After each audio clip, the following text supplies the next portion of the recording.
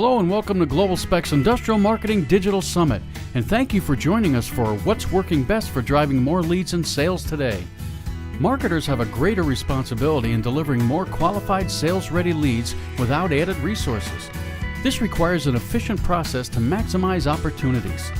Today's presentation digs into finding the right prospects, building a usable database, selecting the right media for generating leads, creating the best offers, and connecting with prospects at the right time. Now, before introducing our speaker, we'd like to invite you to submit questions at any point during this presentation by using the Submit Question button at the base of this video console. Also, some of the presentations you will see today include detailed information, so we would encourage you to click the Download PPT button so that you can follow along with your own copy of the PowerPoint slides. As the President and Senior Consultant of Mac Macintosh Incorporated and the founding partner of Acquire B2B, a marketing automation and lead generation agency, Mac Macintosh has helped companies of all sizes generate more leads and close more sales. Welcome, Mac. Thank you. I'm delighted to be here, and thanks everybody for joining in today. We're going to be talking about what's working best today at driving leads and sales with marketing. And so let's get right into it. And I basically broke the presentation down into three sections. First, identifying the ways there are to increase your sales, and then what we're going to talk today about will address a couple of those things. Second, we're going to talk about the four rights to generating more leads, and I'll explain more about that later. And then third, I'm going to share some techniques that companies are using today to triple the number of sales-ready qualified leads that they're delivering out to the sales force. And so that's what today's all about. We should get right into the content, 3 ways to increase sales. And let me just say that it really is either engaging more prospective customers, in other words, talking to and engaging more of them, because if you're playing a numbers game, the more you talk to, the more potential customers there are out of that. Identifying more of the qualified sales-ready ones, those that meet your criteria for being appropriate to be followed up by the sales folks, and for converting more qualified leads into sales. So once you've got these qualified leads, how do you close them and turn more into sales? That's the part I'm not going to be covering today. We could do a whole nother session on that. I'm going to be really focusing on the first 2 points as much as possible. So if you do have questions about converting leads into sales, maybe at the chat at the end of the session, I'd be happy to answer any questions, or maybe they'll invite me back to do another session. So let's move right on. There's a statistic that came out of Marketing Sherpa, which is one of the information sources of newsletters and conferences and information and case studies about B2B marketing. And they said, and I'm quoting, although businesses spend just a little bit under 5%, 4.8% of revenue on marketing compared to more than 11% of revenue on sales, that marketing is now responsible for bringing in over half of the leads, 60% of the leads. So marketing has a lot of work to do. So my hat's off to you folks that are in the position of having to generate leads for your company and help feed that sales pipeline. Marketing-driven sales is cost-effective approach to doing business. You could hire lots of additional salespeople, but many times it's less expensive to use marketing to do the earlier stages of the buying process, to move the prospect forward until it is a sales-qualified lead, and then let sales do the later parts of the process. Now, why is it more effective? Well, you can talk to exponentially more prospects than you could touch by sales alone. I mean, even if you're really efficient, how many people can you visit a day? How many people could you call a day? Well, in that same time, you could send out tens or hundreds of thousands of emails, for example, and be talking to those prospects as you go. You can generate up to 300% more what I'll call sales-ready opportunities and get them into the sales pipeline because you're using marketing to do some of those steps to determine which are sales-ready. Because of all that, your salespeople become up to 50% more efficient.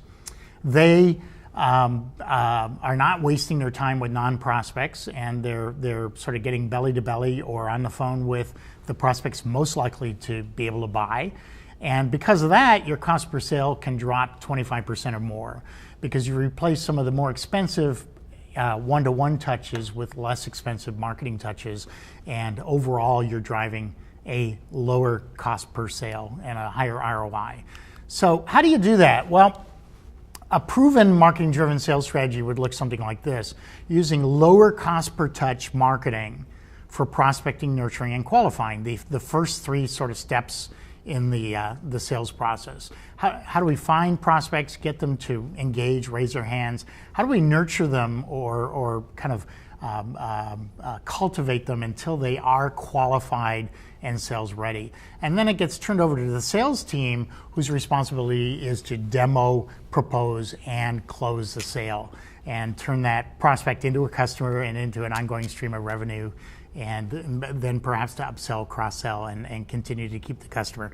So really, you're using lower cost per touch marketing to do the first part of the process, and then focusing your higher cost per touch salespeople on the later part of the process, the one-to-one sort of parts of the process, where you're meeting with people by phone or virtually with web demonstrations, or you're meeting across the desk from them, and you're demonstrating the product or the service, or you're providing samples, and you're proposing a solution to their problem, and then you're hopefully closing the sale and getting the business and moving forward.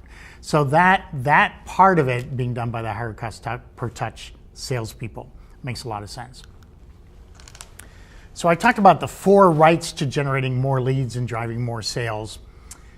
It's important to say that, if you make 4 rights, you probably wind up right back where you are. In the case of lead generation, I'm talking about doing the right thing 4 times. And the right thing starts with, number 1, focusing on the right prospects. Who are the people at what kinds of companies or organizations are most likely to need, specify, recommend, or buy your products or services? And so I'm going to suggest you start by focusing on those that are most similar to the recent specifiers or buyers who've done business with you. Why? Because they're already doing business with you, so that is kind of an indication that you want to find other people and companies like them to market to that have similar needs or problems or similar applications for your product or service.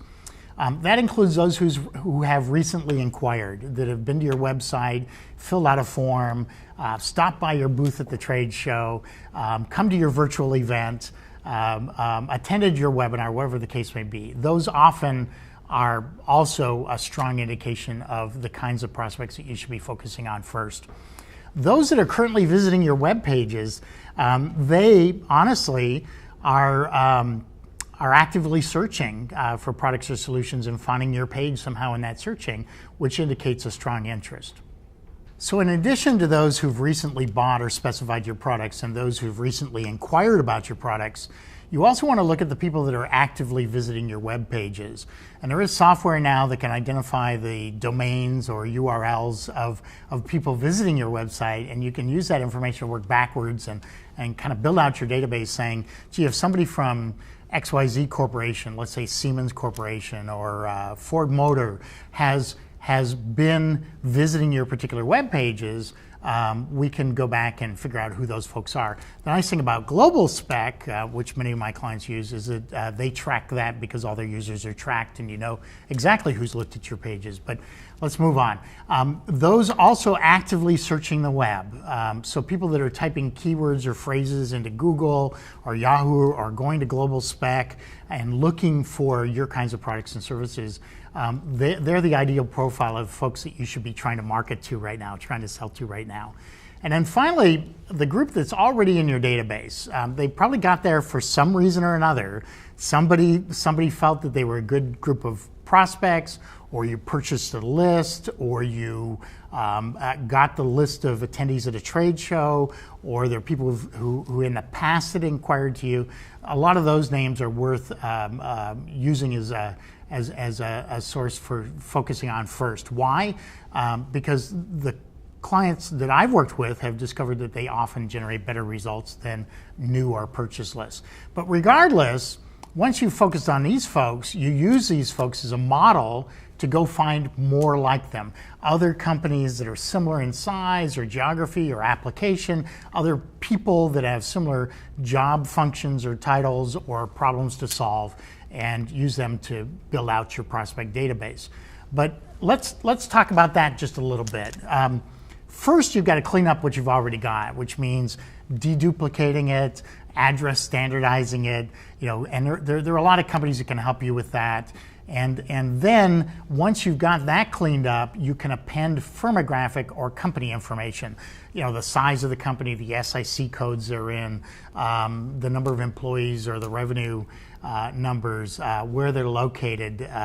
Often when you're appending firmographic information, you can get the corporate address and a corporate phone number. And that gives you a lot of information that will be useful to market to, but also for the salespeople eventually.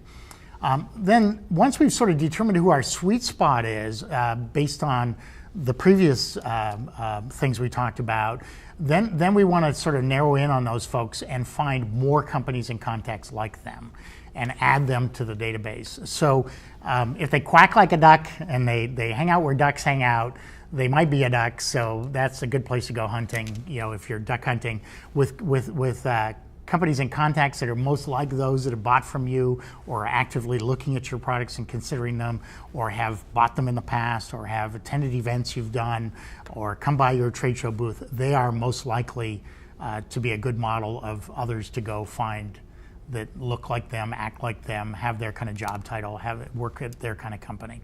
So that's building out your prospect database, and really it's your number one asset. Out of all the things you can do in marketing, I think your database becomes one of your most valuable tools once it's built. So it's probably well worth the effort to clean that up, to append it, and to then add additional companies and contacts in those sweet spots. So with that said, we're on to the second right. And the second right out of the four is to use the right media.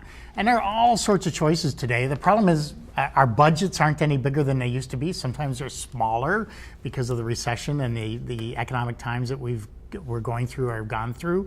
And sometimes they're smaller because we have to spread the fewer dollars across more things. So let's talk about what really works best in the lead business, in the generating leads and driving sales with your marketing. So the right media for lead generation falls into two general categories: pull or push, or inbound or outbound, depending on which buzzword you've been paying attention to lately. And let's talk about the inbound first.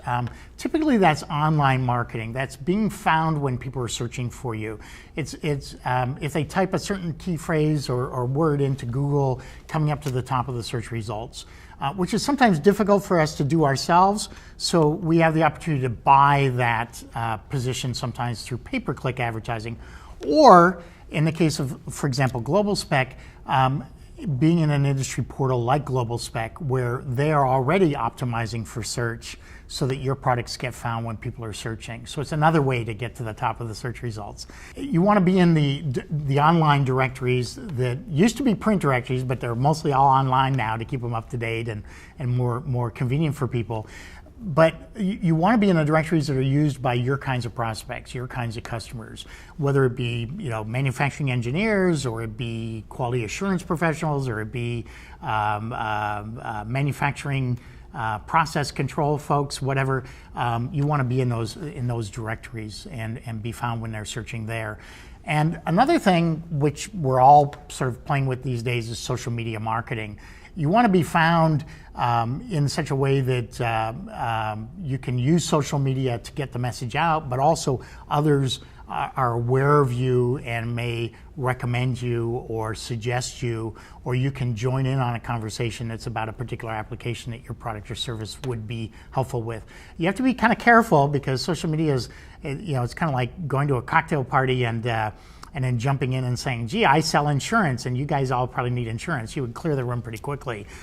Instead, you've got to engage people, you've got to have a conversation, you've got to address their needs, and it's definitely soft sell. But all of that pull or inbound marketing really is being found by the people that are searching for your kinds of products or services and in your kind of industry.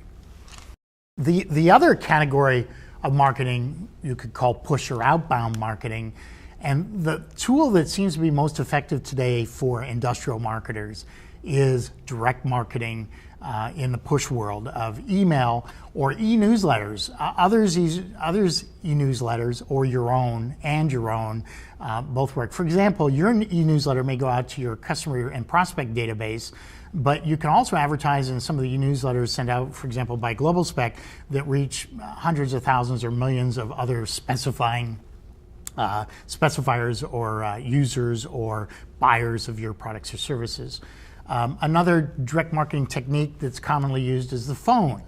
You could call it telemarketing because it's pre-sales. We're trying to call and find out if the person has a need and an active interest and would like to speak to one of our salespeople. So that can be integrated into your programs depending on the value of the opportunity, the value of the sale, and whether you can afford it or not. Postal mail, surprisingly, if done right, is working very well today. But if done right means not just doing a single shot, it means integrating it in. Sending postal mail, for example, to people who cannot receive your emails or have chosen to opt out. It's using it as kind of a 1, 2, 3, 4 touch of email, maybe postal mail. Testing different things to see what really works best for you, rather than just doing a single mailing and saying, "Gee, I spent a lot of money and didn't get anything out of it." The main reason mail fails, direct mail, postal mail fails, is because it's one shot and done, or it's aimed at the wrong audience, or it has the wrong message or the wrong offer. For example, you're asking them to marry you in the mailing and they never heard of you before, versus asking them to date you, which is kind of an analogy I use for lead nurturing or lead generation. The other push marketing could be things like events, webcasts, events like this one, seminars, and you could also do live events in a select basis, but they're a little bit more expensive to pull off because you have to travel. You have to rent the hotel meeting room and often supply food and whatever. So there's a heavy shift towards doing it all on the web and virtual events, and that certainly makes a lot of sense for a lot of companies. And there are occasionally times when it makes sense to do live seminars or breakfast briefings or lunch and learns, which you can also do over the web.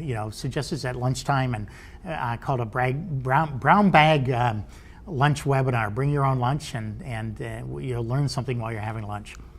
So that combination of inbound and outbound marketing works best. It's kind of like 1 and 1 equals 3.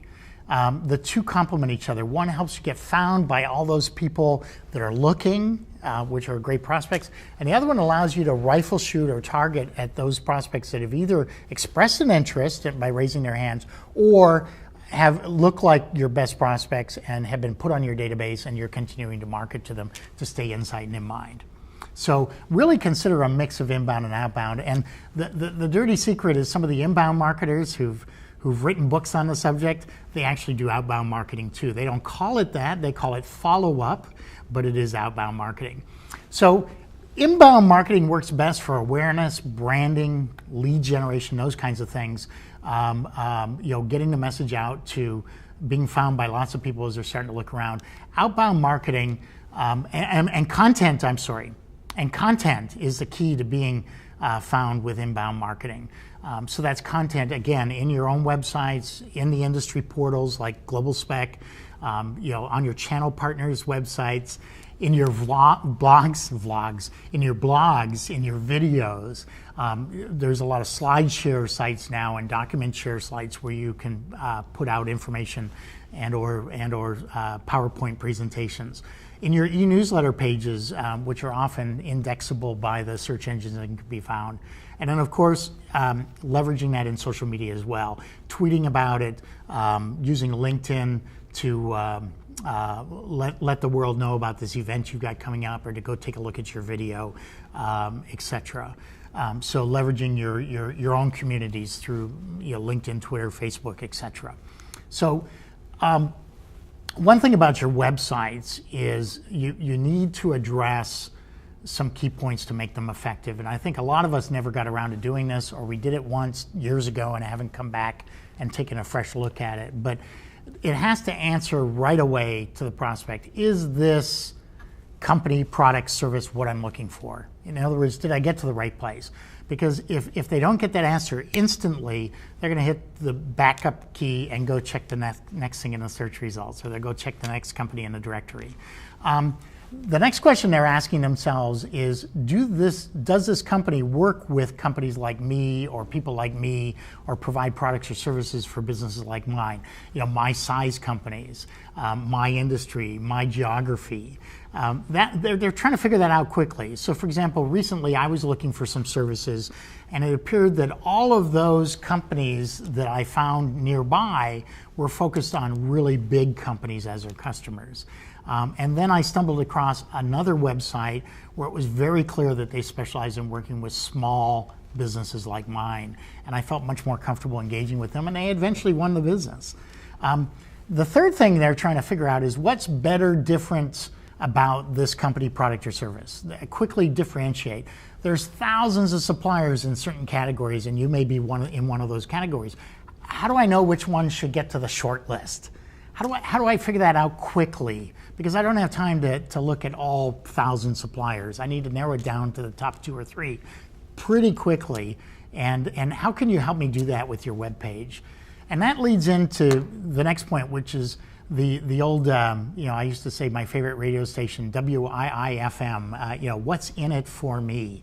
And what they're asking is, what should I do next, and what am I going to get if I do that? Can I get a specifying guide? Can I get some information that will help me make a better decision? Can I get a sample? Can I get a free demonstration? Can I get and then how do I request that? Do I call you? Do I fill out the form? Do I send you an email? Perhaps you want to make it easy for me to do it whichever way I prefer to do it, rather than just the way you want to make it easy for you. And you'll increase the number of leads you're going to get from your website. So you can turn your website from a brochure into a lead generating machine if you start addressing some of these points. Outbound marketing is a category. I think it works best for proactively communicating with key prospects. So in other words, you get a list of companies and contacts that are exactly the kinds of companies and contacts that do business with you, and you start rifle shooting at them with your direct marketing as an example. But it also works really well for following up, nurturing, and qualifying the leads that weren't immediately sales ready. And that represents 3 out of 4 of your sales opportunities. And let me say that again. 3 out of 4 of the sales that you could get come from the leads that are not immediately sales ready. So you have to have some sort of a program in place to manage those leads, to follow them up, to nurture them, and determine when they are now legitimately qualified and ready for sales. And once you figure that out, now you're on your way to getting more sales, to getting that 300% more sales that we talked about earlier.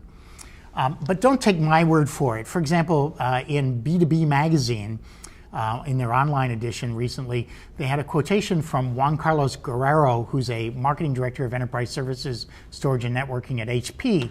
And his example was, we at HP have focused on driving leads by optimizing all the tools available, from digital marketing to telemarketing and direct mail. In other words, not just digital marketing, not just print advertising, not just those things. And he said, as a result of leveraging both inbound and outbound and focusing on all those tactics, they've increased their leads by 30 to 40%. And I think they could increase them even more with some additional thought put into the programs. But that's a pretty significant increase, isn't it? Without necessarily spending any more money, just doing it a little bit smarter, a little bit better. So that leads us up to the fourth right, which is to make the right offers, or said otherwise, calls to action. What you're trying to do is bait the hook, or have the carrot on the string to get these prospects to nibble, to identify themselves. And to make those offers right, they need to be aligned with where the prospects are in their buying process. And what I mean by that is, if they're ready to buy now, they might be interested in a demo or a quote. But if they're just starting to gather information, they're really early in their sales process, they may not be willing to talk to a salesperson. They might want an info kit, or they might want a white paper or a checklist or something to help them sort of get started on thinking about why your product or service is better. And the other part of your offer should be to help those prospects move forward in their buying decision. So move them from awareness to inquiry, to get them to raise their hands and say, yes, I'm interested. To get them to move from inquiry to consideration, to say, yeah, this company, this product, this service sounds like it's going to solve my needs. It should be on the short list. And to get them to move from consideration to purchase, to being sales ready, getting them to say, okay, I'm ready to speak to sales, or through their behaviors and their demographic and their firmographic and their answers to qualifying questions to determine that they are ready for sales and pass them along, and for that one-to-one sales follow-up that may be necessary in selling your products or services. So let me talk about a great book called Customer-Centered Selling by Robert Joels. I was introduced to it by another consultant and said it was worth reading, and I agree with him 100%. And there are a whole bunch of books on selling and different selling methodologies, but what I liked most about this is it focused on the customer rather than on selling, on helping them buy. And if you look at this sort of circle of needs, it starts out where they're first acknowledging that they have a need, they have a problem, they have a application that they need a particular product for, or they have a factory process that they need a piece of equipment for, or a lubricant for, or whatever the case may be. Then they start saying, maybe we should look around and figure out who are the right folks to be talking to. So they make a decision to start the buying process. And then they start saying, well, how do I know which one to pick? What should be the criteria for selecting this product or service and the company that provides it? Which supplier are we going to go to, and what product are we going to buy, or what service are we going to specify? Then they start thinking about, well, how am I going to measure the difference between these companies so I can make an intelligent decision? And finally, they get to the point where they're starting to investigate options. Which are the companies that say they have these products or services, and how do I narrow it down to the short list, and then finally get into the purchase selection, the selection process, the purchase itself.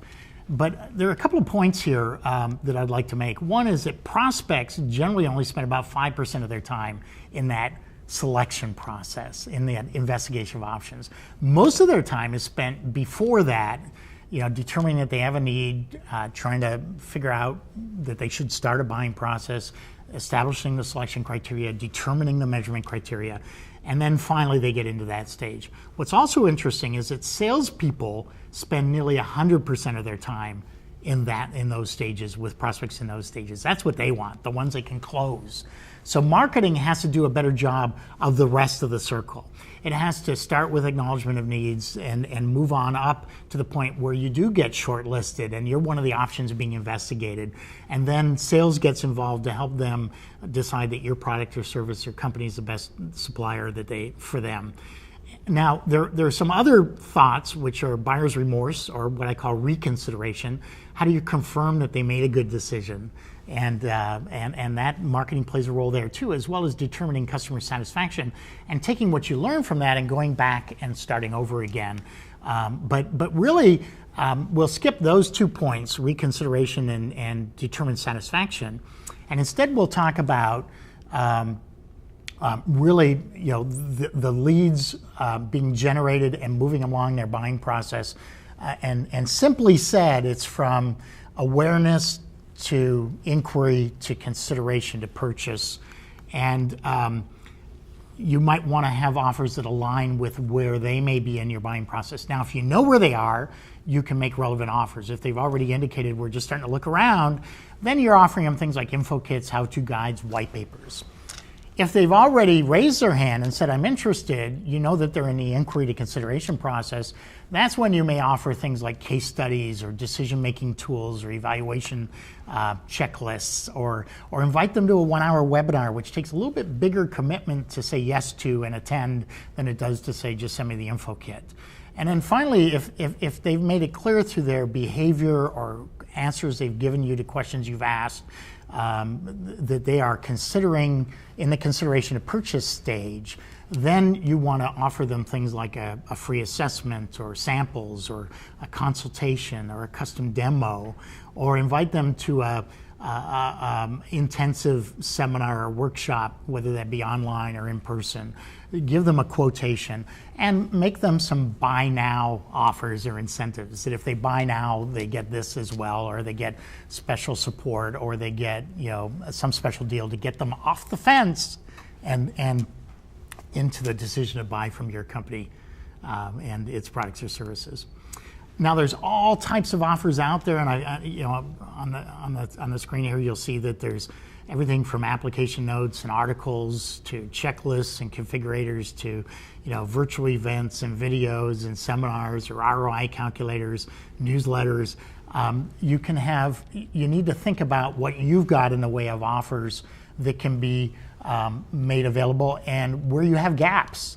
And what you want to do is develop sort of a content map that looks at various buyer personas. For example, a purchasing person may have different criteria and different needs than an engineering person or a production person.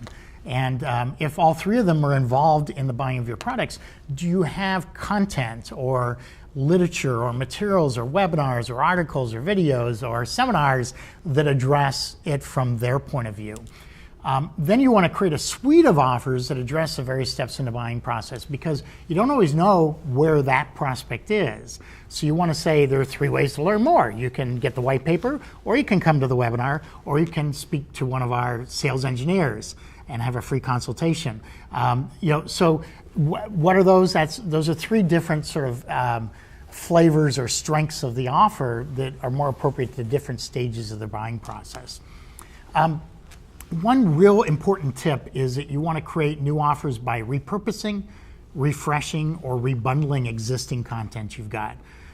For example, if you look back at your newsletter articles, there may have been the top 10 most read articles in 2011, and that becomes an offer.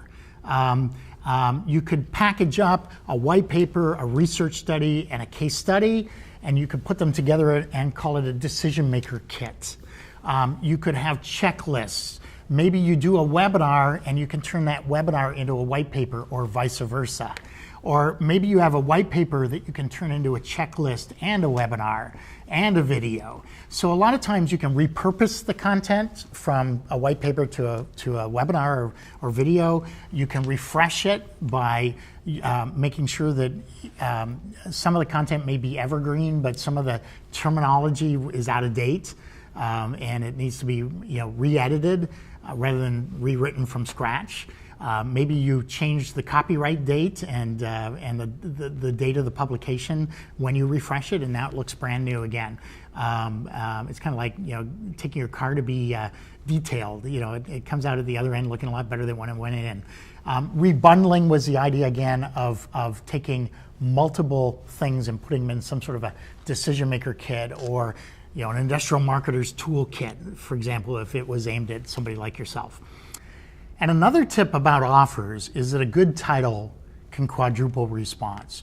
You can talk about a white paper about a new hydraulic strut, or a new lubricant, or a new cabling system or computer controller, and that sounds pretty boring. But if you retitled it, the 7 biggest mistakes manufacturers make in picking automation controllers, or in picking the right lubricants for their job, and how to avoid them, that sounds like something I might want to read if I'm somebody who's responsible for production, or keeping the equipment running, or building the equipment and having it work smoothly without any faults for the customer. It could be things like how to, 7 things, 3 ways. Those kinds of titles work really, really well. A title that has a benefit in the title, not just the name, like a white paper about XYZ. And an example of that was in a different industry. They had talked about a technology, and they had a white paper about that technology. The title was basically technology white paper, and you can substitute your product name there, product name white paper, and it had 0 responses when they offered it. They simply read through it. They had somebody take a look at it, and they realized that there were 4 or 5 really important points that everybody should know about this kind of product or service. And so they came out and said, instead of calling it a white paper, they said it's an executive's guide to the 4 or 5 things you need to ask about this kind of product or service. And in the first day, they had a couple hundred inquiries for it. So just by retitling it made a huge difference in the response rate. So the 4th right, I said there were 4 rights. The 4th right is be there at the right time.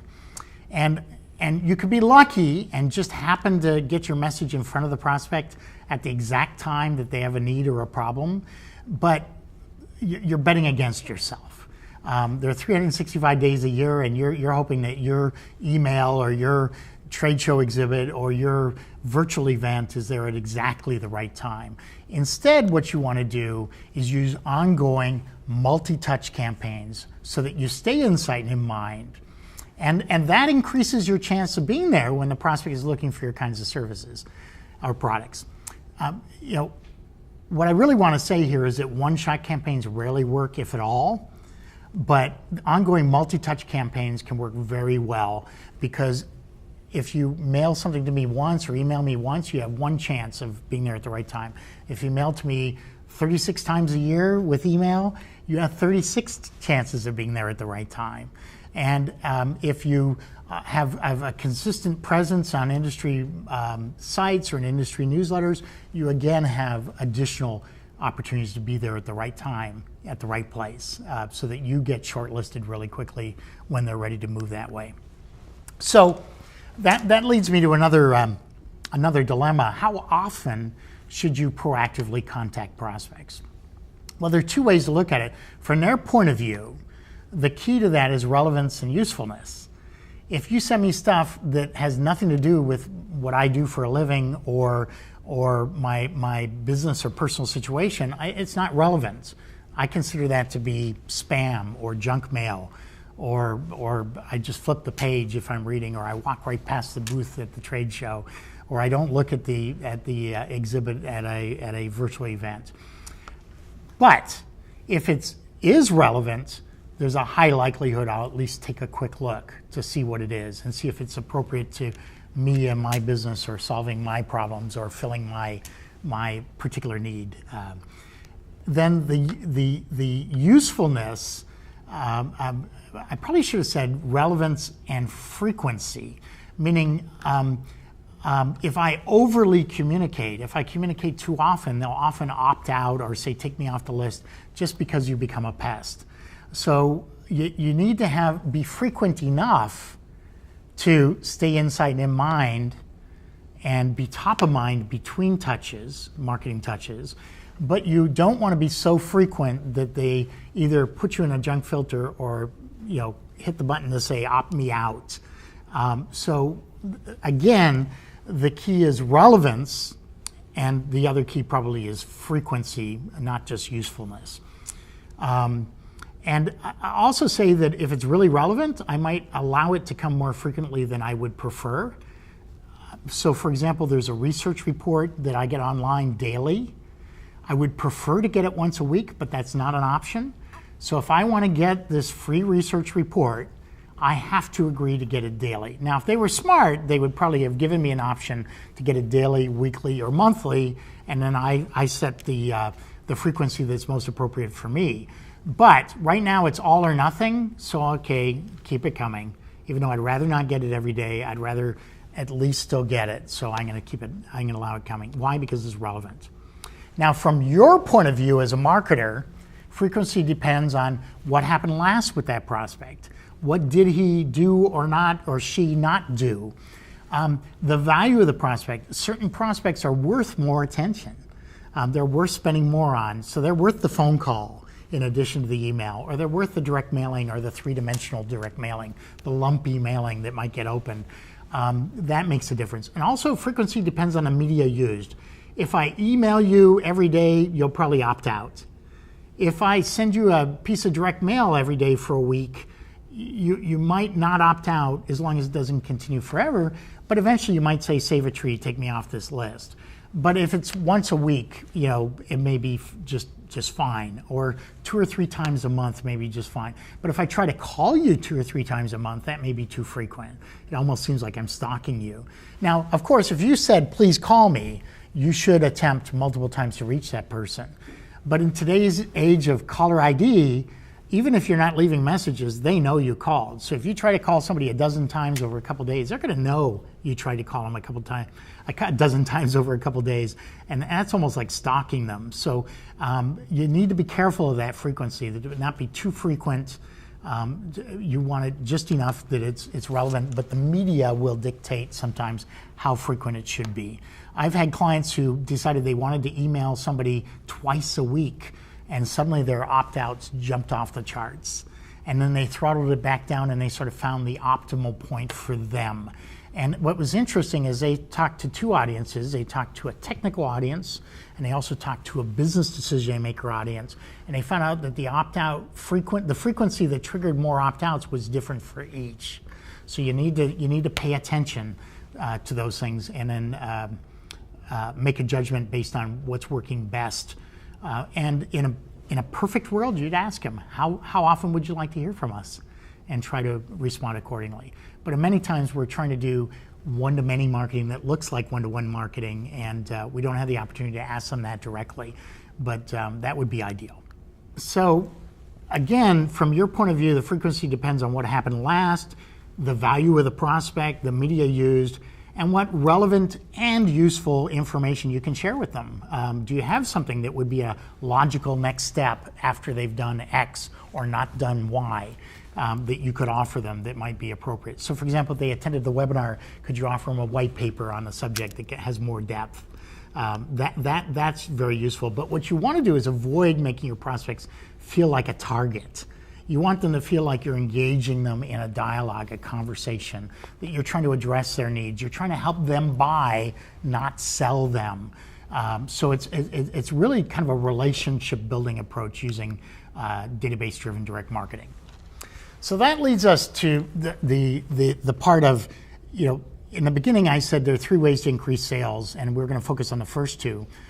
One is how to talk to more people. Well, we've kind of addressed that. Now it's how to identify more of the ones that are qualified and sales ready.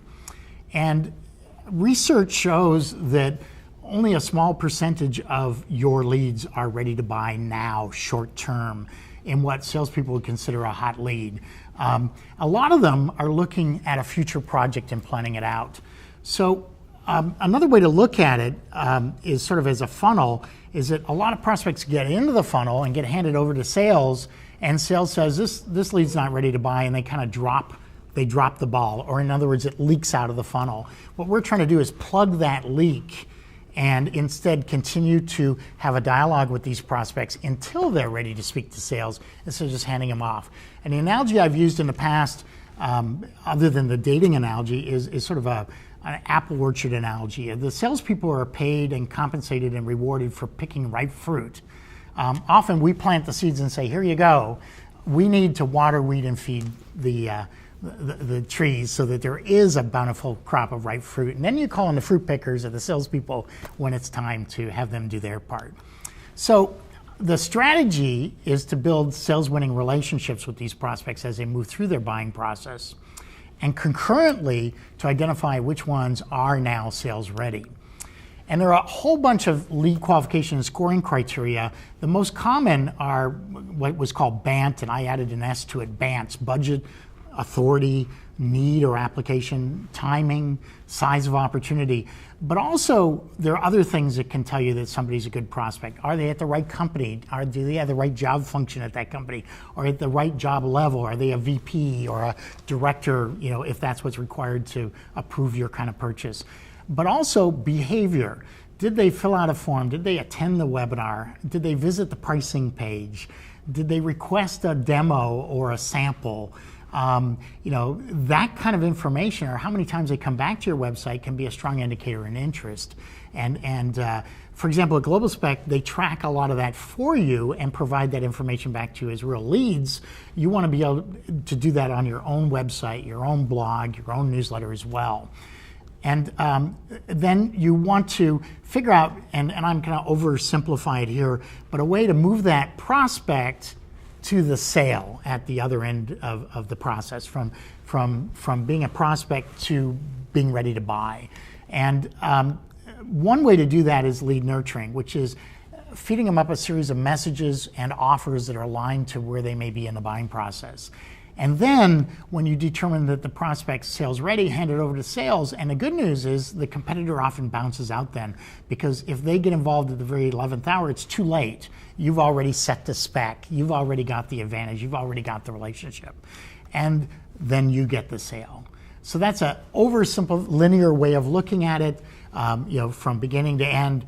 But that's really what you're trying to do, is figure out what the series of contacts should be to help move a prospect from awareness to inquiry to consideration through their consideration process to purchase. One company's approach, worth considering. They email everybody possible. Why? Because email works, because email is immediate, because email is inexpensive. The problem is it's getting harder and harder to get email delivered to everyone because of spam filtering and because just the volume of email they're getting. So you have to do it right. You have to have the right messages. It has to be optimized for mobile devices and everything else. But they send email to everybody they could possibly email legitimately. So if somebody's opted out, they do not email them. If they don't have an email address, of course, they can't email them. They will telemarket all new, not yet qualified prospects to quickly determine where they are. So for example, if you came to the trade show and ran your badge or left your business card, they'll call you and say, hey, out of all the booths you could have stopped at the show, why did you stop at ours? What did you have a particular application in mind? Did you have a current need, or is this just trying to investigate future options?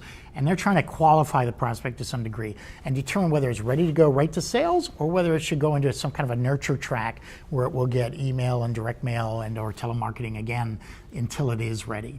And then high value suspects are big companies or senior people at perfect fit companies. You may also test direct mail as another way to reach them to get their attention. In this case, those who have no email addresses or have opted out are a good target for that, or as part of your lead nurturing campaign as another step, as we talked about earlier. The key to lead nurturing is being relevant. I said that again. It's like dating. If I try to get you to marry me on the first date, I'll probably scare you off. But if I offer you something, let's meet for coffee or let's go to dinner, it's a much more appropriate to where they are in their consideration process. Now, we may have determined that they look like somebody we'd like to marry in our business, but the reality is that they may not have come to the same decision yet, so we need to date them a while with our marketing. And we need to understand them and develop personas so we can create content that addresses their particular needs as a buyer or as a specifier or as a user or as a decision maker. And then we need to focus on helping them buy instead of selling them. Yes, of course, you're selling them on why your company and why your product as you go, but what you're really trying to do is give them tools and information to help them buy. And you want to provide content or offers that appeal to all those stages of the buying cycle. I mentioned personas. You might even draw up a document that has a picture of people, chief of engineering, and describes a day in their life, their job, their age, their education, their situation, what their problems are like, what their personal issues are like, what their goals are. And for example, if they tend to be over 40, they may wear glasses, so that may dictate that you don't want your font too small in the emails or in the mailings that you're doing. And things like that. So if you understand who they are, it's a lot easier to figure out what kind of content they might be interested in. So let me generalize and say there are certain tactics that are working better than others.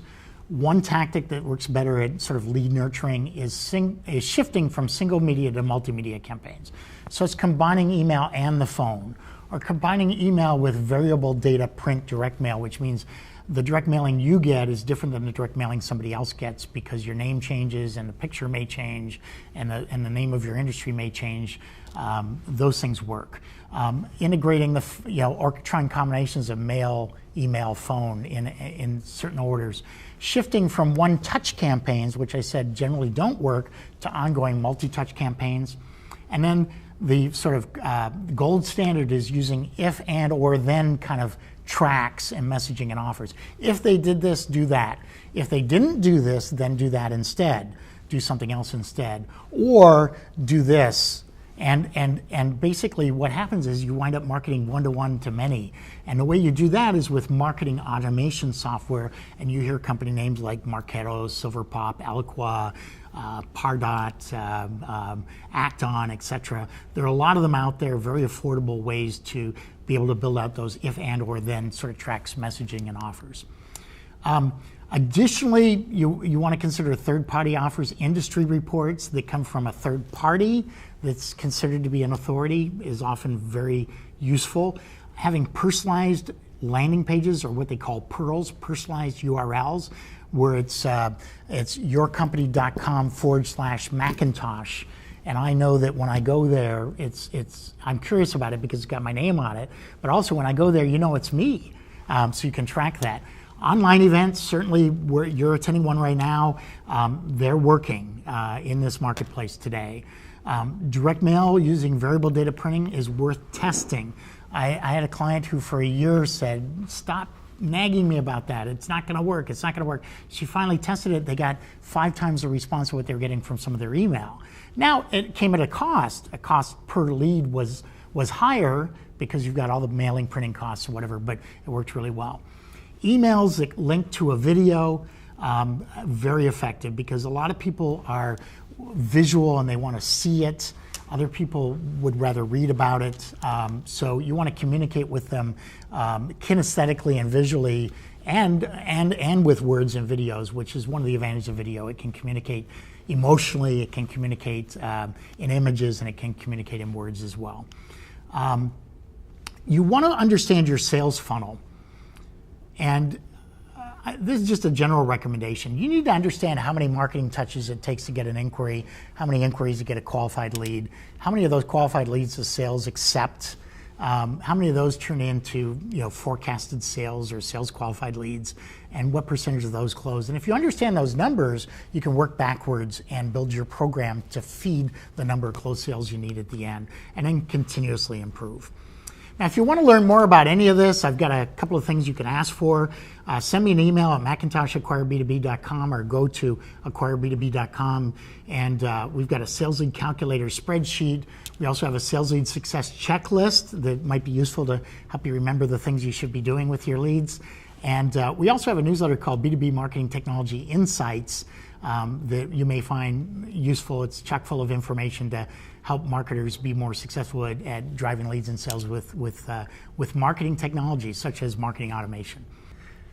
So thank you very much for having me here today. I hopefully I gave you a few good ideas that you can take back to the office and put to work right away. If you want to get in touch with me, here's all my contact information. And if you'd like to learn more or have specific questions you'd like answered, come to our booth, our virtual booth at this event, and be happy to answer any questions you've got. Mac, thanks for that informative presentation. Now, before moving on to explore the exhibit hall of this event, please take a moment to click the Take Survey button and give us your feedback on today's presentation. And if you have questions for Mac, he will be in the Acquire B2B booth immediately following this presentation. So stop by and share your lead generation and management questions with him. Thanks for spending some time with us, and we'll see you back here in the conference center a little later on.